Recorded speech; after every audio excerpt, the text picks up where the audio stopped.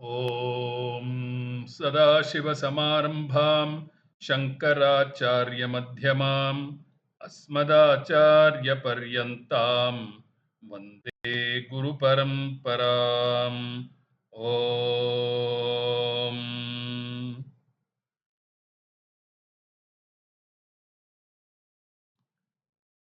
Namaste, all of you.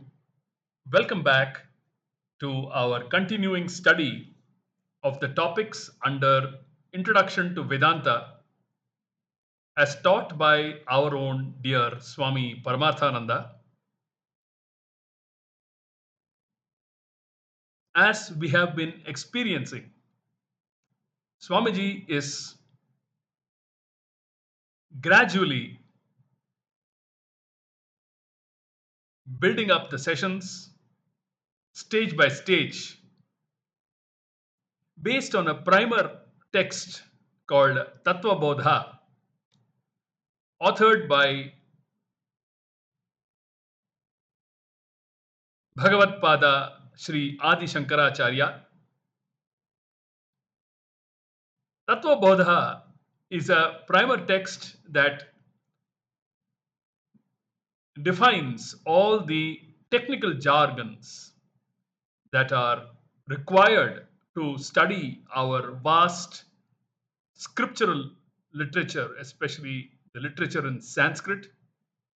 And these technical terms and terminologies are called Paribhasha Shabdani.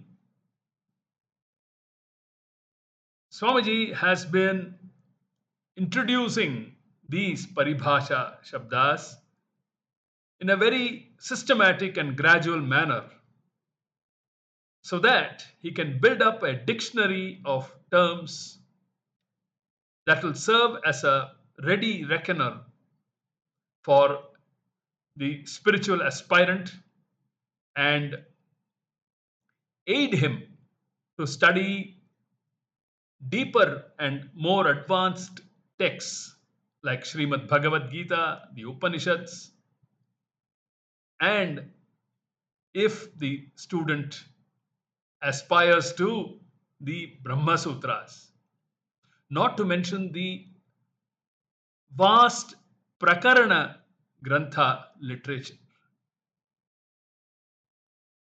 Incidentally, Swamiji does not exclude the Purana and Itihasa literature. Even studying such literature, the exposure to the primer text Tattvabodha and the Paribhasha Shabdas will be of immense assistance, immense help for the student to understand the language of our vast divine scriptural literature. We are now in the topic of the three states of experience. It's a dual topic, three states of experience and the five layers of our personality. The preceding topic that was discussed by Swamiji were the Shariratrayam topic. Was the Shariratrayam topic. Sthula Shariram, Sukshma Shariram, and Karana Shariram. This or these two topics are very allied to the previous topic. It would be very interesting to connect the two topics and study these portions. So let us now pick up the thread from where we left off in the last capsule. We had just completed looking at the factors of the Jagrat Avastha or the waking state. And Swamiji looked at three factors of the Jagrat Avastha. He will be looking at the same three factors in the other two avasthas too. So we will just quickly recap those three conditions. So we looked at The condition of the mind in the Jagrata Avastha, Swamiji said it is a condition in which it is fully blossomed, Purna Vikasaha. Then the nature of experience in the Jagrata Avastha. So, in that, Swamiji said it is a Bahya Prapancha, means it is an external world, external to us. And it is a sense organ based universe, Indriya Janyam universe. And then the third factor was the dominant medium. The dominant medium, Swamiji said, it is a Sthula Sharira Pradhana Avastha. It is Sthula Shariram, that is the gross body. That is why I said it would be nice if we could connect this topic and the previous topic that we studied. So, Sthula Sharira Pradhana Avastha. We studied that the Sthula Shariram is the location in which the Golakams, that is the physical location of the sense organs, can be found. Whereas the sense organs are called Indriyams,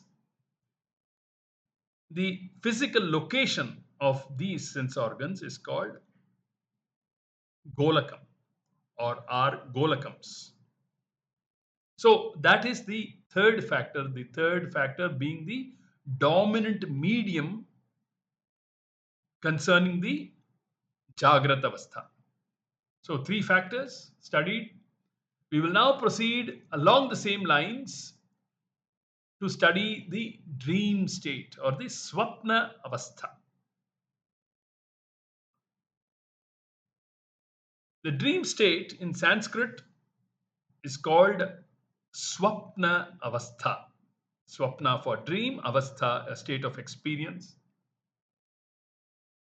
We will study the same three factors as we did in the case of the Jagrata Avastha, namely the condition of the inner organ or the Antahkaranam, the nature of experience, and the dominant medium.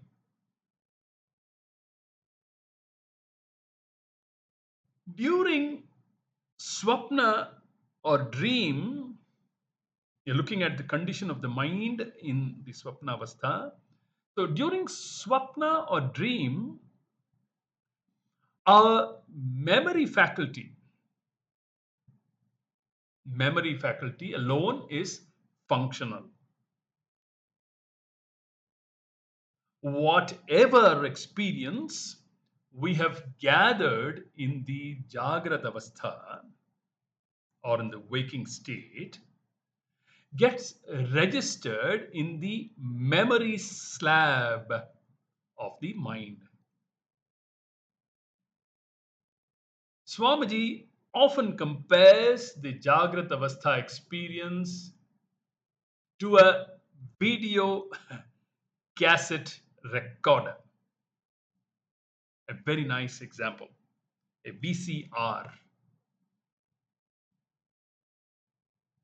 But Swamiji says the only difference is that the video recorder registers only audio and video content, whereas the mind registers the five stimuli. It's a multi-dimensional recorder. The five stimuli being Shabda, Sparsha, Rupa, Rasa, and Gandha. It also registers emotions like sorrow, happiness, etc. Highly sophisticated recorder. This part of the mind that registers them is called, can you recall what we studied earlier? One of the components of the antakaranam, namely chittam. So we must remember, you see, it is involving our memory. So the part of the mind that registers all these stimuli is called chittam. We did see that the antakaranam, being a single organ, is named differently depending upon the function or the role it plays. So, manaha, buddhi, chittam, and ahankara. So, chittam is the faculty or the function of the antakaranam that registers all the stimuli. The registered impressions are replayed akin to a video cassette player, VCP. So the VCR mind registers multidimensional stimuli, and during the swapna state, the registered impressions are replayed akin to a video cassette player.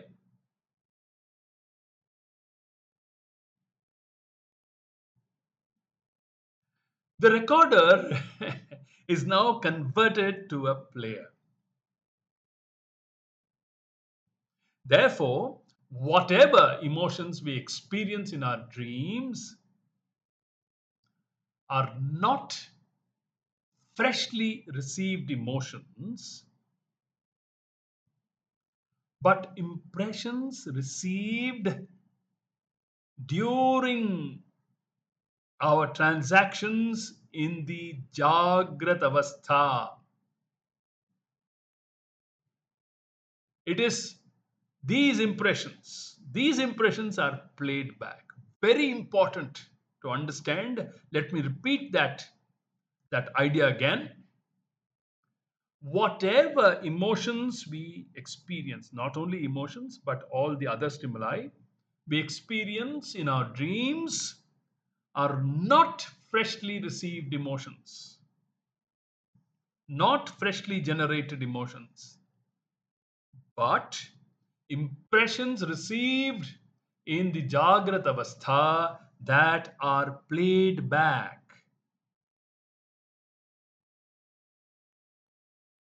Everything that happens in the dream is only from the memory, what is registered in the memory. Nothing more, nothing less. The other faculties of the mind, like the emotional, intellectual, rational, and ego faculties, do not function.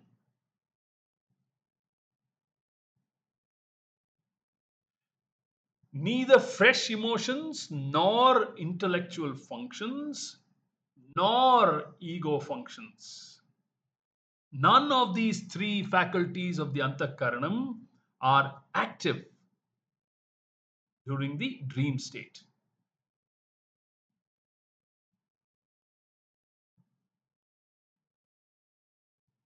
Swamiji says, for some,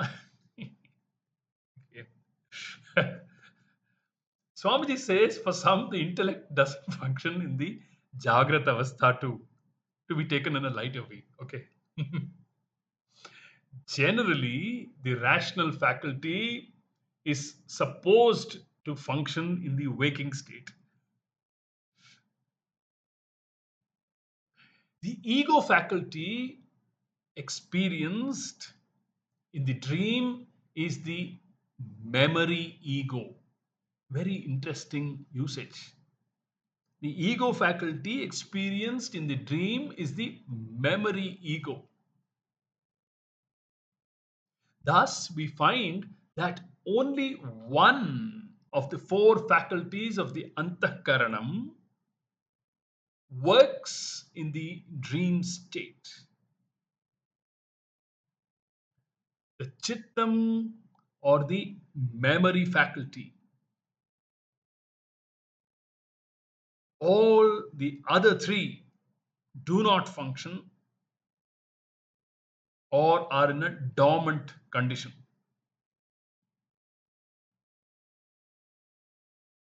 Comparing the Jagrat Avastha with the Swapna Avastha, we find that while the mind functions fully in the Jagrat Avastha, it is only partially functional in the Swapna Avastha.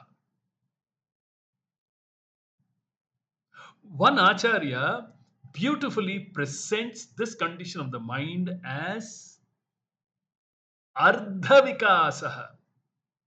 Ardhavikasaha. Ardhavikasaha, Swapnaha, and Purnavikasaha, Jagrat. This can be understood like a lotus bud, which is only partially blossomed, and a lotus flower, which is fully blossomed. This then is the condition of the mind in the Swapna Avastha. We will look into the other factors of the Swapna Avastha in the upcoming capsule. Hari Om.